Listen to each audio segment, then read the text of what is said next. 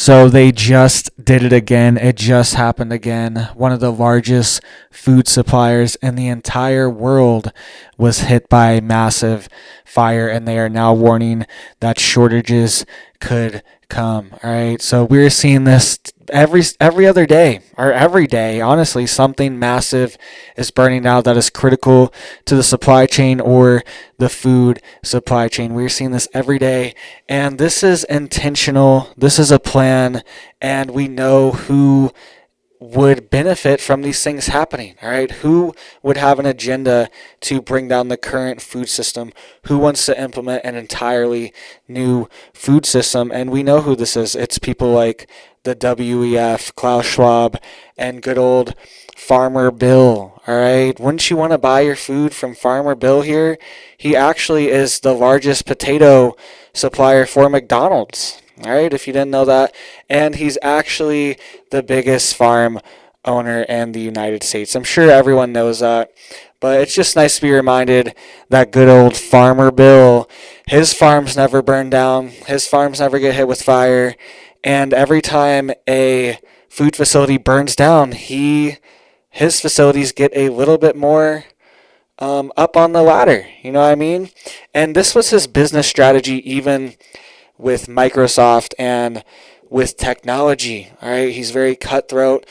This guy would literally make viruses to take out his own operating systems, so you're forced to buy the new operating system, and so he could sell you antivirus software.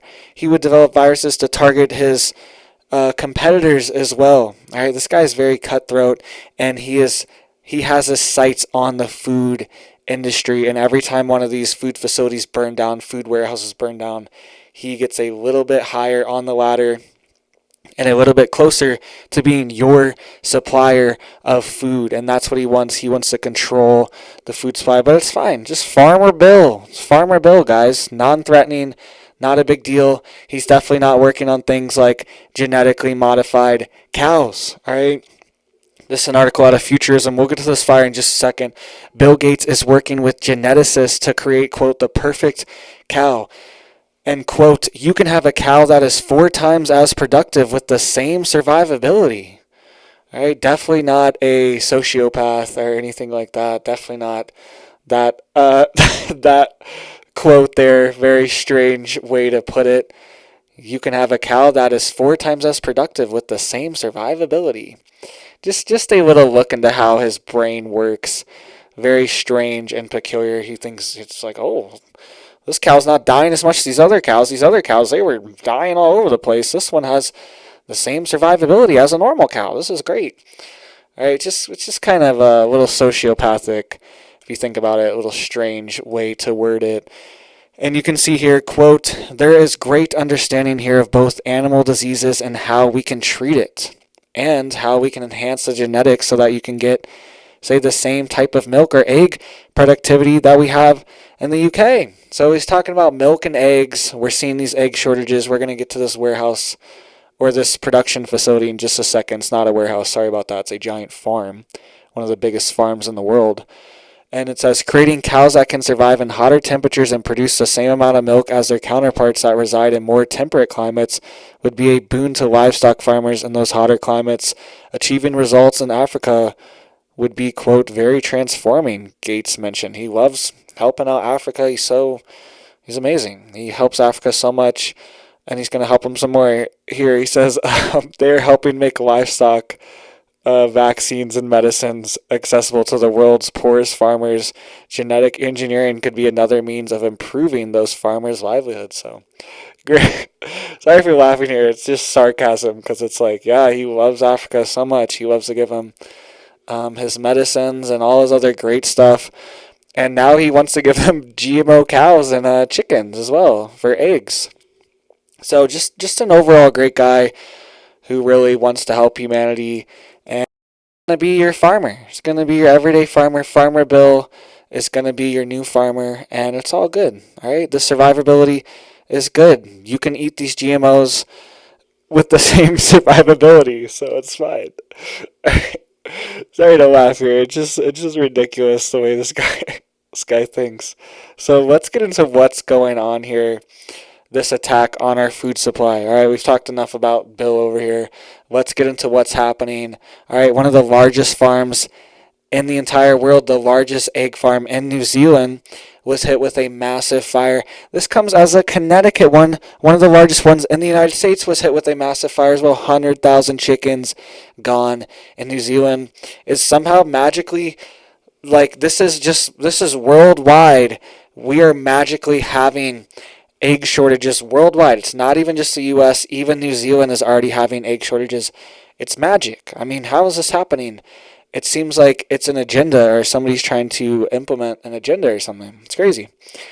And you can see here, fears of worsening egg shortage in New Zealand as fire kills 50,000 hens, 50 to 75,000. They're estimating up to 75,000. This one in Connecticut, 100,000 hens. That was one of the largest ones in the U.S., and this is the largest one in New Zealand. What's happening right now? There are concerns the blaze at the Z-Gold facility will exacerbate the dearth of eggs caused by a ban on battery farming, right? Because they just banned those little cages for chickens just recently, and they've already had, supposedly that's what the egg shortages are from. But we have egg shortages here, and there's no ban on that here. So what's really going on? What's really manipulating these egg chicken markets? And by the way, if you didn't see yesterday, go check out this video. A state of emergency was declared in the U.S.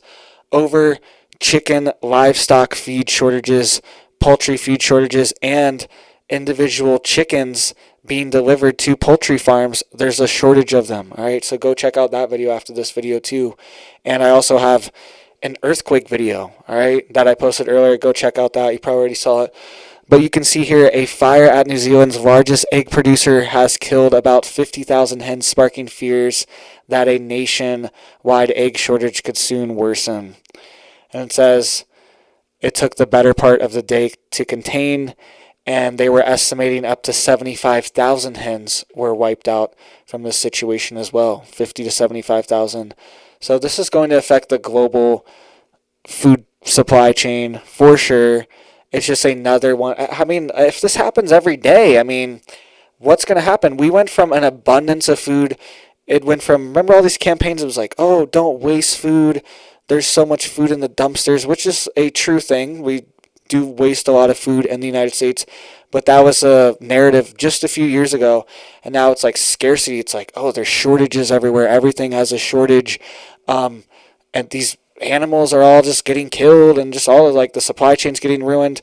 It's just, we're always being warned of a new shortage now. And just a few years ago, it was like, oh, there's too much abundance in the West. We're eating too much, all this stuff. And the narrative has completely flipped. They're trying to make it so there's not abundance here, and they want this so they can control the resources. That's why I brought up Bill Gates, because every time one of these farms go offline, his GMO egg company or whatever gains a little bit more stock, a little bit more equity, a little bit more, price goes up a little bit. All right, you know what I mean? It's like, this is happening every single time, and he knows this, and he's benefiting because he can just create this food in a lab or whatever. He doesn't have to have a massive factory farm for this. And he, even if he wanted to have his own farm, he owns all the farmland too. So here's some pictures of, oh, and really quick, I wanted to point out too that grocery stores are advising people to not buy eggs. They're advising people to buy tofu. All right, this is right here in the article. I'm just summarizing what it says. And it also says, telling New Zealanders, all right, the SPCA released an advisory telling New Zealanders not to engage in knee-jerk purchases of backyard poultry after concerns that a rise in amateur chicken ownership would result in the animals not being properly cared for. So they're even telling you, don't get chickens. Don't do it. It's too scary. It's too much. You can't handle a chicken. Like, come on, man. Chickens are literally easier to take care of. My dog, way easier. You just dump a bunch of food out there, dump a bunch of water out there, check on them once a day, grab the eggs. They're good. All right, my dog needs let out 10 times a day, needs fed multiple times a day, needs scratched. And you know what I mean? It's like chickens are so easy to take care of. And I don't understand why they would tell people not to. It's It's because they don't even want you to have a solution, all right? The government, or this SPCA, I guess, the Animal Foundation, is saying, hey, don't get these chickens, you can't handle it. You can handle it. I'm here to tell you, you can do it. If you clicked on this video and you watch this video all the way here, I can guarantee you, you can raise a chicken. You can do it. Guaranteed. Not hard.